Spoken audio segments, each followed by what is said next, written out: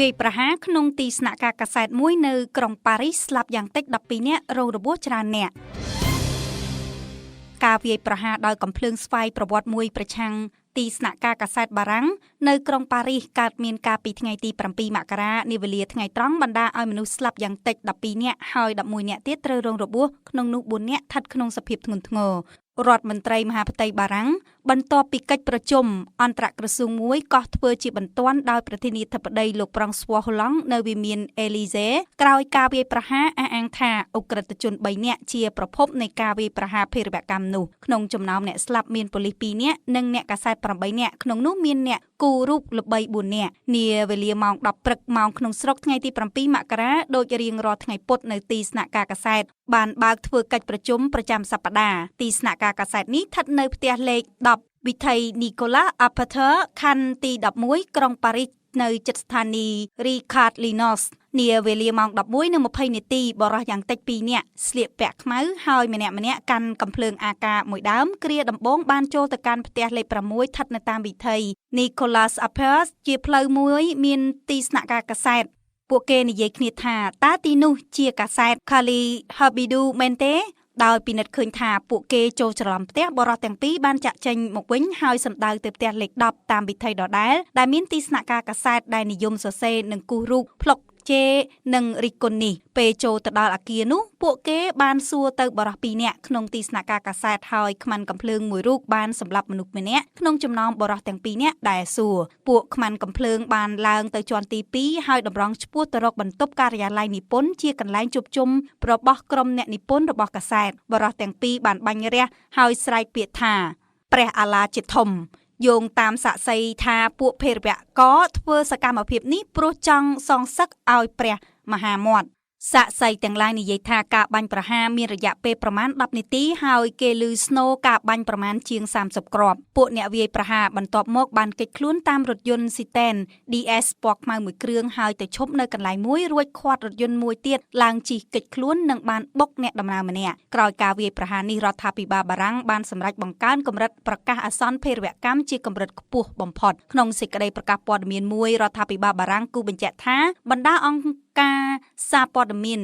ហាងធំបណ្ដាទីតាំងវប្បធម៌ព្រមទាំងការដឹកជញ្ជូនត្រូវមានកិច្ចការពារបន្ទាន់ចំណែកក្រសួងអប់រំបារាំងបានសម្រេចថារាល់សកម្មភាពនៅក្រៅសាលាត្រូវផ្អាករហូតដល់មានបទបញ្ជាជាថ្មីប្រធានាធិបតីបារាំងលោកប្រង់ស្វ័រហូឡង់បានទៅកាន់កន្លែងវាយប្រហារភ្លាមហើយថ្លែងថាការប៉ុនប៉ងការវាយប្រហារភេរវកម្មជាច្រើនត្រូវបានកំទេចរយៈពេលប៉ុន្មានសប្តាហ៍ចុងក្រោយនេះលោកបន្តថាប្រទេសបារាំងប្រឈមមុខនឹងការវាយប្រហារនោះគឺជាការវាយប្រហារភេរវកម្មមួយដែលមិនបាច់មានការសង្ស័យពួកអ្នកវាយប្រហារនឹងត្រូវតាមប្រមាញ់រយៈពេលវែងបើចាំបាច់ដើម្បីអាចចាប់ខ្លួនពួកគេមកកាត់ទោសសាក្សីម្នាក់និយាយថាការបាញ់តគ្នាជាមួយនឹងប៉ូលីសពេលលើកទៅកាន់កន្លែងកើតហេតុភ្លាមបាទតាមគេដឹងតាក់ទងទៅនឹងការវាយប្រហារនេះគឺកាសែត Kali Habidu បានចេញផ្សាយក្នុងទំព័រមុខនៃលេខចុងក្រោយរបស់ខ្លួនចេញថ្ងៃទី7មករានៅការទស្សន៍ទាយរបស់កវីនិពន្ធដែលថាក្នុងឆ្នាំ2015ខ្ញុំនឹងបាក់ធ្មេញហើយក្នុងឆ្នាំ2022ខ្ញុំនឹងធ្វើរ៉ាម៉ាដានសៀវភៅរបស់អ្នកកវីដ៏ចម្រូងចម្រាសនេះចេញផ្សាយនាថ្ងៃទី7មករាដែរមានចំណងជើងថា Submission ទស្សន៍ទាយពីការឡើងកាន់អំណាចរបស់គណៈបកអ៊ីស្លាមមួយក្នុងឆ្នាំ2022កាលពីខែវិច្ឆិកាឆ្នាំ2011ទីស្នាក់ការកាសែត Kali Habidu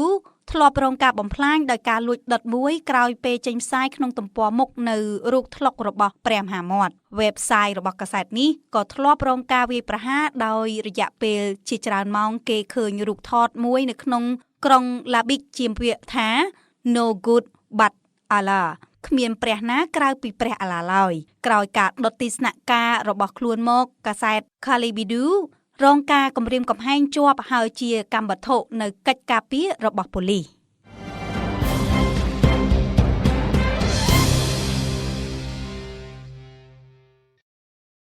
ឃើញក្មេងស្រីអាយុ6ឆ្នាំកំពុងអូសរទេះហៅចូលបន្ទប់ទឹកចាប់រំលោភម្ដាយនាងមកទាន់ជាប់ខ្នោះរាជធានីភ្នំពេញ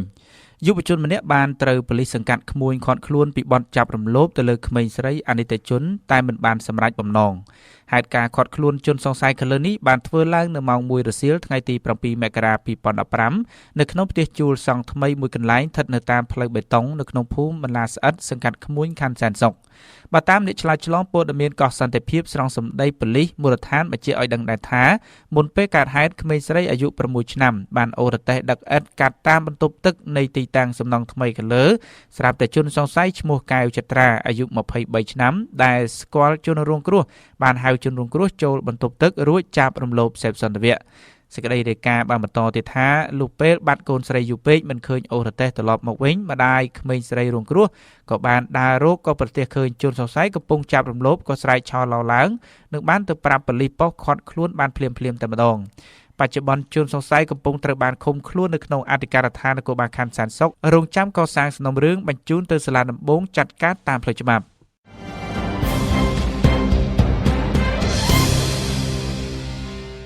កូរ៉ូឡាបុករថយន្តក្រុងរងរបួសធ្ងន់ស្រាល 4 នាក់នៅស្រុកស្វាយជ្រុំ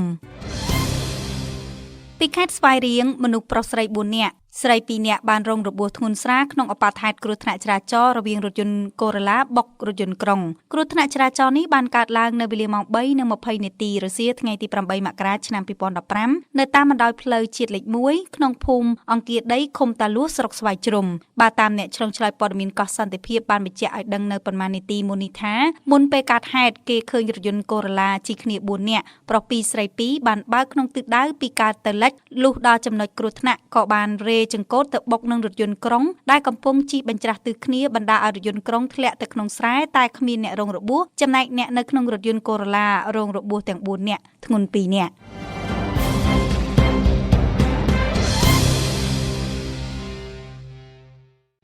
មេ PM ស្រុកគុនមុំរងការចោទរត់ការឈើប្រណិតឲ្យអុកញ៉ាម្នាក់ខេត្តរតនគិរីប្រពន្ធពីអ្នកភូមិនិងអ្នកជំនួញមួយចំនួននៅក្នុងខេត្តបានបង្ហើបឲ្យដឹងថាមេបញ្ជាការកងរាជអាវុធហត្ថ PM ស្រុកគុនមុំលោករស់វណ្ណាបានយកតួនាទីរបស់ខ្លួនជាអ្នករក្សាការពារសន្តិសុខនិងទប់ស្កាត់បទល្មើសទៅជាអ្នករត់ការឈើប្រណិតឲ្យលោកអុកញ៉ាដែលសុំមិនបញ្ចេញឈ្មោះម្នាក់ទៅវិញជាក់ស្ដែងនៅព្រឹកថ្ងៃទី8 មករាឆ្នាំ 2015នេះលោកមេ PM ស្រុកកូនមុំរូបនេះបានរត់ការឈើប្រណិតនិងឈើប្រភេទលេខ 2 នាំចេញទៅលក់នៅប្រទេសវៀតណាមឆ្លងកាត់ខេត្តកំពង់ចាមនិងយកទៅដាក់នៅតាមដេប៉ូឈើលក់នៅខេត្តកំពង់ចាមនិងព្រៃវែងជាដើមបើតាមអ្នកឆ្លើយឆ្លងព័ត៌មានកោះសន្តិភាពបានស្រង់សម្ដីសាក្សីបញ្ជាក់ឲ្យដឹងទៀតថានៅក្នុងការរត់ការនាំចេញឈើនេះលោករស់វណ្ណាបានចែកលុយអ្នកកាសែតមន្ត្រីជំនាញគ្រប់ស្ថាប័នជាពិសេសមន្ត្រីរដ្ឋបាលព្រៃឈើចាប់ពីថ្នាក់សង្កាត់រហូតដល់ខណ្ឌរដ្ឋបាលព្រៃឈើហើយថាការចែកលុយនេះដែរគេធ្វើនៅកន្លែងលាងរថយន្តដែលមានយីហោមហាសាលស្ថិតនៅក្នុងភូមិជ័យជំនះសង្កាត់ឡាបានសៀកក្រុងបានលុងប្រភពបានបន្តថាកាលពីសប្តាហ៍មុនឈើប្រណិតចំនួន5រថយន្តយីដុប3រថយន្តជាឈើប្រភេទលេខ 2បានត្រូវឈ្មួញនាំចេញហើយឈើទាំងអស់នោះពួកគេដឹកចេញពីដែនជម្រកសត្វព្រៃនៅក្នុងស្រុកលំផាត់សហគមន៍ជនជាតិភាគតិចដែលដើរប្រមូលទិញតាមស្រុកនានានៅក្នុងខេត្តរតនគិរីសេចក្តីរាយការណ៍បានបន្ថែមទៀតថាការដែលលោកមេ PM ស្រុកកូនមុំអាចរត់ការនាំឈើប្រណិតនិងឈើប្រភេទលេខ 2ចេញទៅលក់នៅប្រទេសវៀតណាមនិងតាមដេប៉ូមួយចំនួននៅក្នុងខេត្តកំពង់ចាមនិងព្រៃវែងនោះដោយសារមានការខុបខិតពីមន្ត្រីរដ្ឋបាលព្រៃឈើចាប់ពីថ្នាក់សង្កាត់ដល់នាយខណ្ឌរដ្ឋបាលព្រៃឈើដោយបង់លុយឲ្យក្នុងមួយរថយន្តមិនក្រោម$1,000នោះទេយ៉ាងណាក៏ដោយនៅព្រឹកថ្ងៃទី8 ខែមករាឆ្នាំ 2015កោះសន្តិភាពមិនអាចរងការសុំការបំភ្លឺបានភ្លាមៗទេពីលោករស់វណ្ណាមេ PM ស្រុកគុនមុំនិងមន្ត្រីទទួលខុសត្រូវផ្នែករដ្ឋបាលព្រៃឈើខេត្តរតនគិរីជុំវិញការចោទប្រកាន់ខាងលើនេះ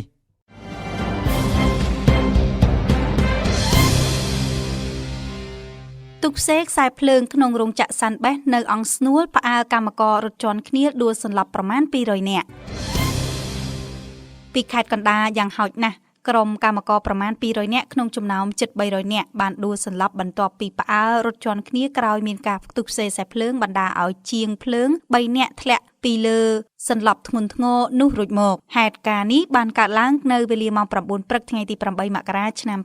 2015 នៅក្នុងរោងចក្រដែលមានយីហោ Sunbest ស្ថិតនៅក្នុងភូមិព្រៃពពែលឃុំពើកស្រុកអង្គស្នួលបាទតាមអ្នកឆ្លងឆ្លើយព័ត៌មានកោះសន្តិភាពបានស្រង់សម្ដីក្រុមកម្មការនិងសមត្ថកិច្ចមូលដ្ឋានឲ្យដឹងថាមុនពេលកើតហេតុពលគឺចាប់តាំងពីព្រឹកម៉ោង 7 ថ្ងៃប្រហ័សនេះក្រុមកម្មការបានចូលធ្វើការធម្មតាស្រាប់តែមានការឆ្លងចរន្តអគ្គិសនីខ្ទុះសេខ្សែភ្លើងខាងរោងចក្រក៏បានហៅជាងភ្លើងមកតលុះមកដល់ម៉ោងកាត់ហេតុស្រាប់តែជាងភ្លើងទាំង3នាក់បានត្រូវខ្សែភ្លើងឆក់ធ្លាក់មកដីបណ្ដាឲ្យសន្លប់ធ្ងន់ធ្ងរធ្វើឲ្យក្រុមកម្មការភ័យស្លន់ស្លោរត់ជន់គ្នាហើយកម្មការប្រមាណ 200 នាក់បានដួលសន្លប់ជាបន្តបន្ទាប់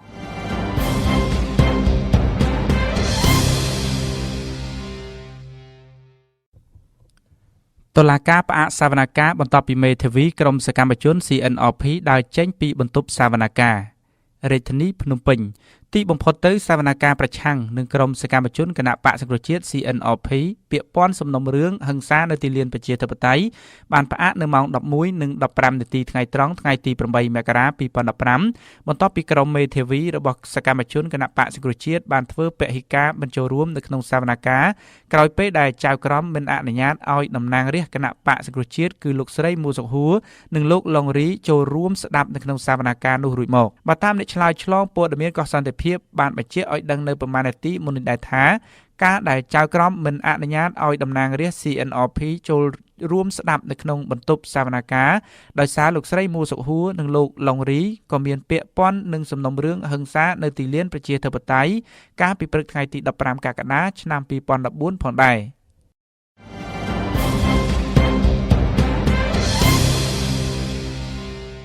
មគ្គុទ្ទេសក៍ជនជាតិកូរ៉េម្នាក់ស្លាប់ដោយសារតែដាច់សរសៃឈាមក្នុងបន្ទប់ជួលពីខេត្តសៀមរាបជនជាតិកូរ៉េម្នាក់ស្លាប់ដោយសារតែដាច់សរសៃឈាមក្នុងបន្ទប់ជួលតែម្នាក់ឯងលុះព្រឹកឡើងមានការភ្ញាក់ផ្អើលកាលពីថ្ងៃទី 7 មករាឆ្នាំ 2015 ស្ថិតនៅក្នុងផ្ទះជួលក្នុងភូមិសាឡាកន្សែងសង្កាត់ថ្វាយដង្គមក្រុងសៀមរាបប្រពន្ធបានឲ្យដឹងថាជនរងគ្រោះឈ្មោះជុងយូហូនជាជនជាតិកូរ៉េភេទប្រុសកាន់លិខិតឆ្លងដែន M11 30 65 34 ជាអ្នកបកប្រែភាសាកូរ៉េប្រពន្ធបន្តថាផ្អែកតាមការសាកសួរពីមិត្តភ័ក្តិបានឲ្យដឹងថានៅល្ងាចថ្ងៃទី 6 មករានេះខ្លួននឹងជនរងគ្រោះបាននាំគ្នាទៅញ៉ាំបាយនៅហាងកូរ៉េមួយយីហោឆាំងជីវ៉ារហូតដល់ម៉ោង 10:30 នាទីទើបនាំគ្នាត្រឡប់ទៅផ្ទះវិញរួចក៏បាននាំគ្នាចូលដេកលុះដល់ម៉ោង 9 ព្រឹកថ្ងៃទី 7 មករាពេលដែលខ្លួនភ្ញាក់ឡើងក៏ប្រទះឃើញជនរងគ្រោះដេកស្លាប់ហើយក៏បានរាយការណ៍ជូនសមត្ថកិច្ច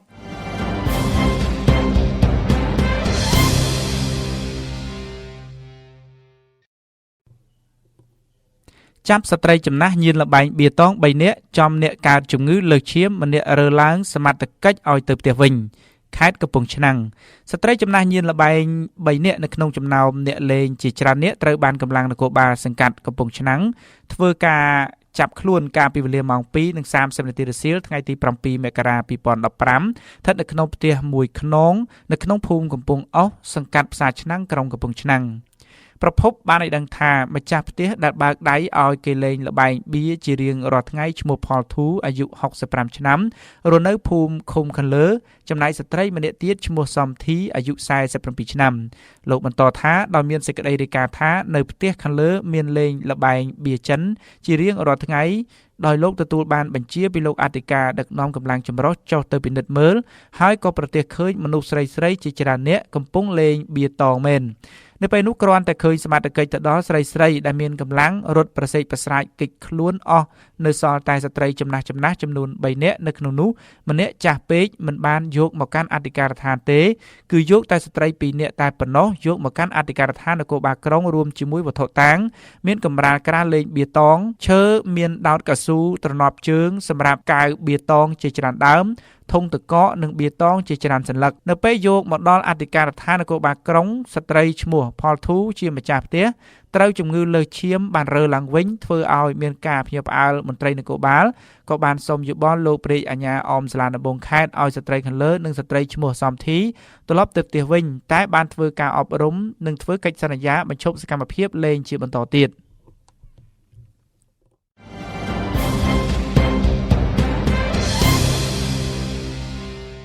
កុមារីអាយុ4ឆ្នាំជិះកាណូតមកពីរកអស់ជាមួយនឹងឪពុកម្ដាយធ្លាក់ទឹកទន្លេលង់ស្លាប់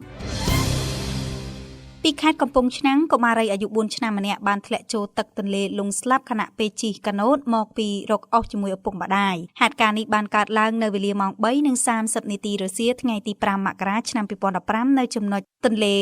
ក្រចាប់ក្នុងភូមិត្រពាំងច័ន្ទឃុំត្រពាំងច័ន្ទស្រុកបរិបូរក្រុមគ្រួសារកុមារីរងគ្រោះបានឲ្យដឹងថាកុមារីរងគ្រោះមានឈ្មោះសៀងកញ្ញាអាយុ4ឆ្នាំជាកូនទី3ក្នុងចំណោមបងប្អូន4នាក់ឪពុកឈ្មោះវីរិនអាយុ36ឆ្នាំម្ដាយឈ្មោះសៀងសារួនអាយុ32ឆ្នាំជាកសិកររស់នៅក្នុងភូមិឃុំខាងលើនៅថ្ងៃកើតហេតុឪពុកម្ដាយនាងបាននាំនាងជិះកាណូតទៅរកអស់ពេលត្រឡប់មកវិញឪពុកម្ដាយដាក់ឲ្យនាងជិះនៅកណ្ដាលកាណូតក្រោយខ្នងឪពុកចំណែកម្ដាយជិះនៅកន្សែងកាណូតរីឯអស់ក៏ដាក់កណ្ដាលកាណូតបាំងភ្នែកម្ដាយមើលមិនឃើញកូនពេលបើកកាណូតមកដល់ចំណុចខាងលើកុមារីរងគ្រោះនៅក្រោយខ្នងក៏បានធ្លាក់ចូលទឹកទន្លេពេលនោះឪពុកដឹងបានត្រឡប់កាណូតមកក្រោយមួយរកកូនស្រីវិញប៉ុន្តែទម្រាំតែរកឃើញកូនស្រីនោះបានស្លាប់បាត់ទៅហើយក្រោយពេលកើតហេតុឪពុកម្ដាយក៏បានដឹកសពកូនមកលំនៅឋានវិញទាំងក្តីសោកស្ដាយស្រណោះយ៉ាងខ្លាំងនៅព្រឹកថ្ងៃទី6មករាឆ្នាំ2015អ្នកស្រុកក្នុងភូមិត្រពាំងច័ន្ទដោយសារតែគ្រួសារនេះក្រីក្រក៏បានរៃអង្គាសប្រាក់គ្នាបានតិចតួចនាំគ្នាធ្វើបុណ្យទានជូនកុមារីរងគ្រោះតាមប្រពៃណីហើយបាននាំគ្នាសែងសពកុមារីរងគ្រោះដោយដើរចម្ងាយដីជាង5គីឡូម៉ែត្រនិងដឹកតាមកាណូតបន្តទៀតទើបទៅដល់កន្លែងបញ្ចុះសព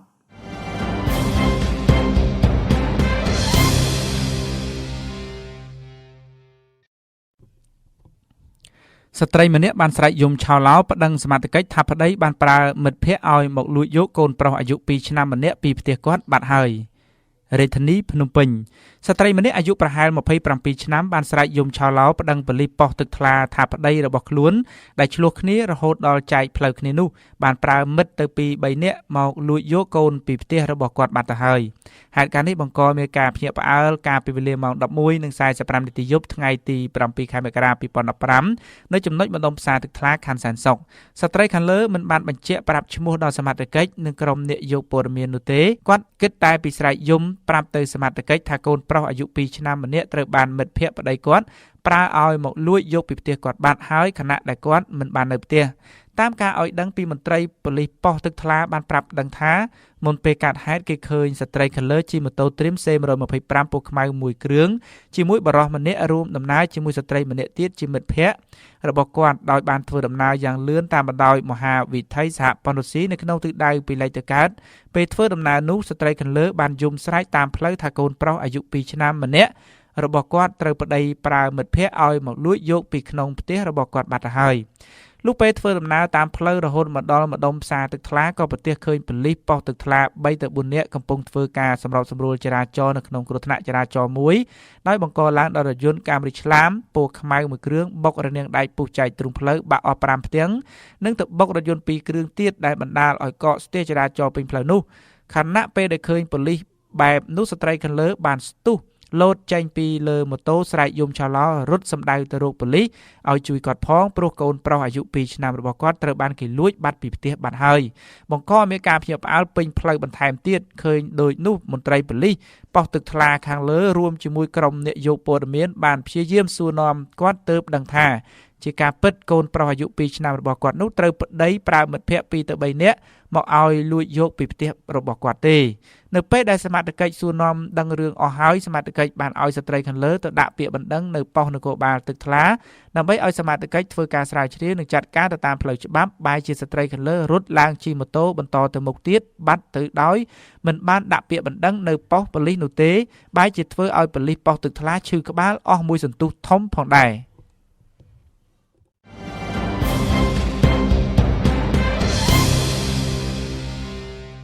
អ្នកញៀនលបែងបញ្ជុលមន់និងអាប៉ោងខំលេងកដាព្រៃសមត្ថកិច្ចនៅតាមរកឃើញ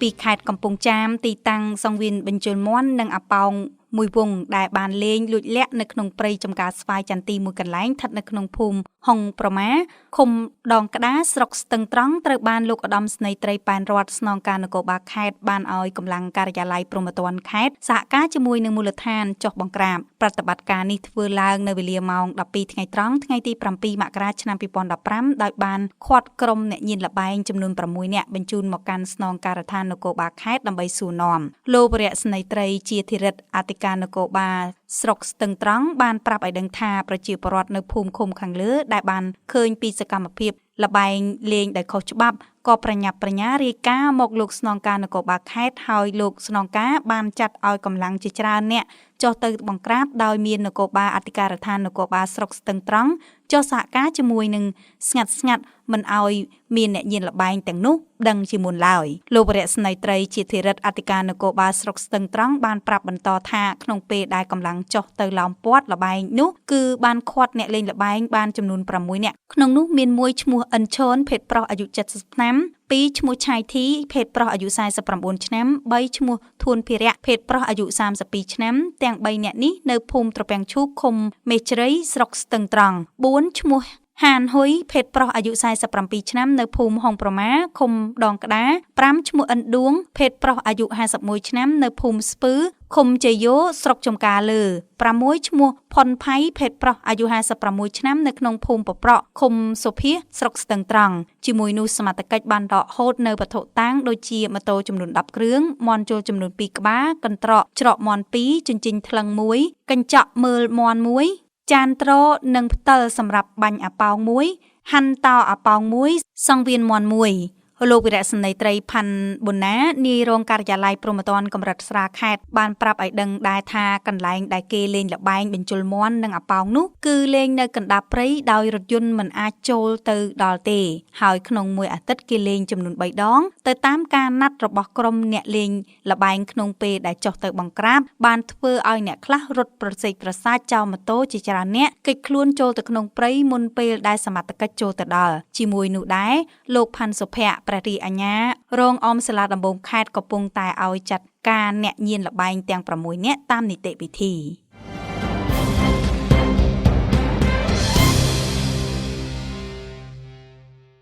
លោកកឹមសុខា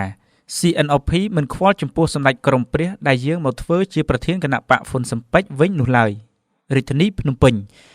អនុប្រធានគណៈបកសង្គ្រោះជាតិលោកកឹមសុខាបានមានប្រសាសន៍ថាគណៈបកសង្គ្រោះជាតិមិនខ្វល់បារម្ភចំពោះសម្ដេចក្រមព្រះនរោត្តមរណរដ្ឋដែលជាងមកធ្វើជាប្រធានគណៈបកហ៊ុនស៊ិនប៉ិចនោះឡើយលោកអនុប្រធានទី1រដ្ឋសភាថ្លែងប្រាប់ក្រុមអ្នកសារព័ត៌មាននៅប្រលានយន្តហោះអន្តរជាតិភ្នំពេញបែបនេះគឺធ្វើឡើងនៅប្រមាណនាទីមុននេះគណៈលោកបានវិលត្រឡប់ពីបំពេញបេសកកម្មនិងដោះស្រាយបញ្ហាផ្ទៃក្នុងបកនៅក្រៅប្រទេសនៅព្រឹកថ្ងៃទី8មករា2015បើតាមលោកកឹមសុខាទោះជាមានវត្តមានជាថ្មីរបស់សម្ដេចក្រមព្រះនៅក្នុងការធ្វើនយោបាយនិងដឹកនាំគណៈបកហ៊ុនស៊ិនប៉ិចនោះក្តីក៏មិនធ្វើឲ្យគណៈបកសង្គ្រោះជាតិបែកបាក់ឬធ្លាក់ប្រជាប្រិយភាពនោះដែរ